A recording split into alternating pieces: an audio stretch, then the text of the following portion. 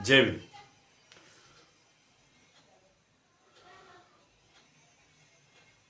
एक अमरावतीमधलं गाव आहे पांढरी म्हणून.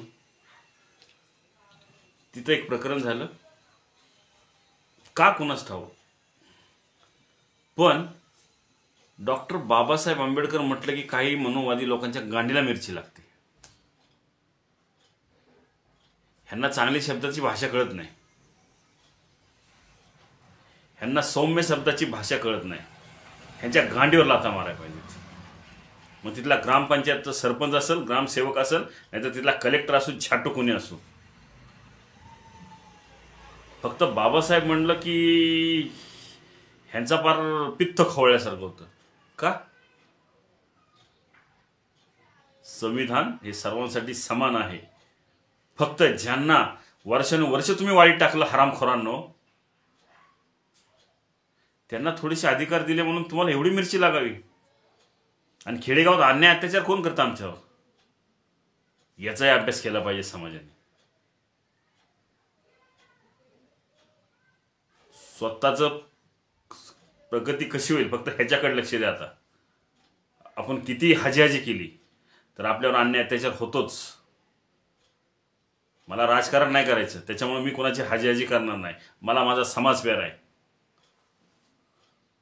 माझ्या समाजावर आणि बाबासाहेब आंबेडकर या नावावर जर कोणी बोट ठेवत असेल तर त्याचा खांद्यापासून हात काढायची ताकद या राज्य सरहद्दीमध्ये, लक्षात ठेवा. आणि मी बोलणार नाही, मी बरेच कामं केलेली आहेत. माझ्या एकवा फोनवर तुमचे तहसीलदार, कलेक्टर, SP असतील, चांगले चांगले प्रकरण मी सॉल्व्ह केलेले आहेत. आणि ह्याच्या सगळ्या गोष्टी माझ्याकडे व्हॉट्सअपला आहेत. ज्यांचे कामं केले त्यांनी मला मेसेज केलेत, भाऊ 2-2 वर्ष 3-3 वर्ष तुमच्या एका फोनवर आमचं काम झालेलं आहे. सांगलीचं बेडग असेल, अमरावतीचे पांढरा असेल, अकोल्यामध्ये एक गाव आहे तिथंही तेच प्रॉब्लेम, तिथंही कमान तुम्ही पाडलीच. हां, अरे ज्या बाबासाहेबांच्या नावावरच देश चालतो त्या बाबासाहेबांच्या नावाचा एवढा तिटकारा, जातीवादी भानगाळून तुम्हाला जेवढं तुम्ही तिटकारा करताय ना तेवढंच बाबासाहेबांचं नाव जगात लौकिक आहे. विश्वरत्न बाबासाहेब आंबेडकर, भारतरत्न नाही, विश्वरत्न आहेत.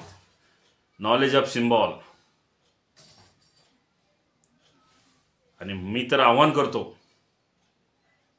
हे असले जे आहेत ना, तो ग्रामपंचायत असेल तिथला कोणीच फकीरचंद असो, असल्याच्या गांडीवर लाथा मारा. असल्याला सुट्टी देऊ नका. सगळ्या गोष्टीची शहानिस्ता असताना, सगळे कागदपत्र, सगळ्या गोष्टीची पूर्तता करूनही त्याच्यानंतर परमिशन घेऊन बांधलेली असताना सुद्धा जर तुम्ही त्या पाडत असाल तर आता तुम्हाला सुट्टी द्यायची वेळ आली नाही.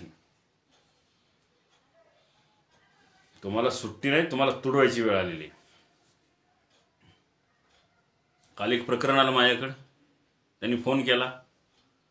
ॲट्रॉसिटीचं प्रकरण होतं. पोलीस तिथला तो शेगावचा कोण पोलीस इन्स्पेक्टर, त्याला केला होता कॉल. त्याला सांगितलं माझ्या भाषेत कसं नीट सांगायचं ते. काय तर म्हणे जातीचे दाखले घेऊन या, नंतरच मी ॲट्रॉसिटी दाखल करतो.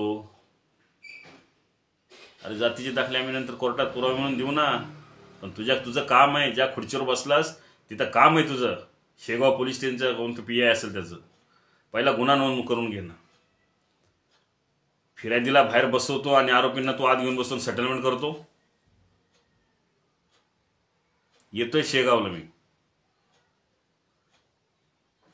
असले पोलिसांना निलंबित केलं पाहिजे. यांना निलंबित केल्याशिवाय शांत बसायचं नाही, तोपर्यंत बाकीचं शांत जरा सुधारणार नाहीत.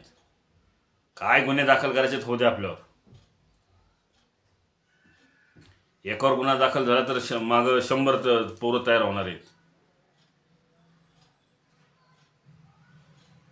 तर माझं अमरावती जिल्ह्यातीलही लोकांना सांगणं आहे, गाव वगैरे सोडायचा प्रयत्न करू नका.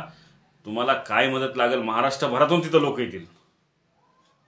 बेडग गावच्या लोकांनी लढा जिंकलाच, तसं तुम्हीही लढा जिंकणारच आहे. ती परत कमान उभी राहणारच आहे, आणि ती बी शानमध्ये. हे असे भांडवल जातीवादी आहेत ना, हे असे येत राहणार, पण ह्यांना ठोकून पुढे जायचं काम आपल्याला करायचं आहे. तर ज्या तरुणांना वाटतं की आपण प्रामाणिक काम करावं, फोटो सेशनवाले याचे त्याच्यावाले मी हाकलून देतो, मला तसले लोकच नको, स्टंटबाजी करणारे असले लोकांची मला देणं घेणं नाही. रिझल्ट देण्याचं काम करायचं आपल्याला. रिझल्ट, इशारा नाही, काय नाही, काय नाही. त्या काम एखादा हातात घेतलं त्याचा रिझल्ट देऊनच आपण बाहेर पडू तिथून. ह्या प्रकारे आपण काम करू. तुम्ही सर्व माझ्यासोबत राहा, एवढंच तुम्हाला सांगतो. जय भीम, जय संविधान.